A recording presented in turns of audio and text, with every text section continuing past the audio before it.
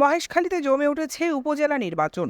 ব্যানারে পোস্টারে ছেয়ে গেছে রাস্তাঘাট, পাড়ার অলিগলি। প্রার্থীরা যাচ্ছেন ভোটারদের দাঁড়ে দাঁড়ে, দিচ্ছেন নানান প্রতিশ্রুতি। ৮ মে অনুষ্ঠিত হতে যাওয়া মহেশখালী উপজেলা পরিষদ নির্বাচনে চেয়ারম্যান পদে আলোচনায় আছেন দোয়াত কলম প্রতীকের জয়নাল আবেদিন, টুপি প্রতীক নিয়ে হাবিবুল্লাহ, মোটরসাইকেল প্রতীক নিয়ে গোলাম কুদ্দুস চৌধুরী। ভোটারদের ব্যাপক সাড়া পাওয়ার কথা জানালেন এই ৩ প্রার্থী।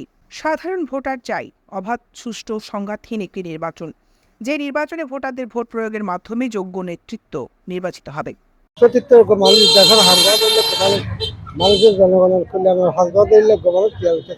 যিনি দেশের জন্য, দশের জন্য চিন্তা করবেন, উত্তর মহেশখালী বাস্তবায়নের জন্য চিন্তা করবেন না।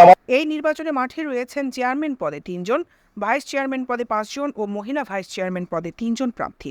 আলহামদুলিল্লাহ, সমর্থকদের মাঝে ব্যাপক সাড়া পাচ্ছি।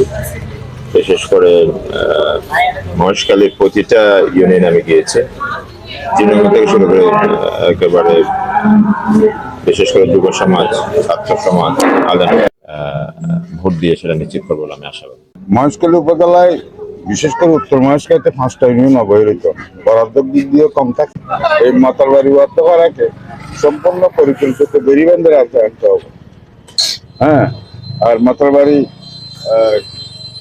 রাজঘাট সড়কটা দ্রুত পুনর্নির্মাণ করে মাতালবাড়িবাসীকে মাতালবাড়ি যাওয়ার সুব্যবস্থা করে দিতে হবে।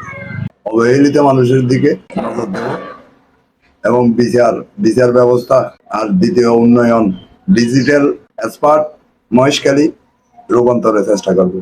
মহেশখালী উপজেলায় একটি পৌরসভা ও ৮ ইউনিয়ন মিলিয়ে মোট ভোটার 2,57,458 ভোট। দৈনিক আজাদী, নিউজ ডেস্ক। মার্কায় হাসি আছে দিয়া, এবারের নির্বাচন মার্কায় ভোট দিবেন সবাই।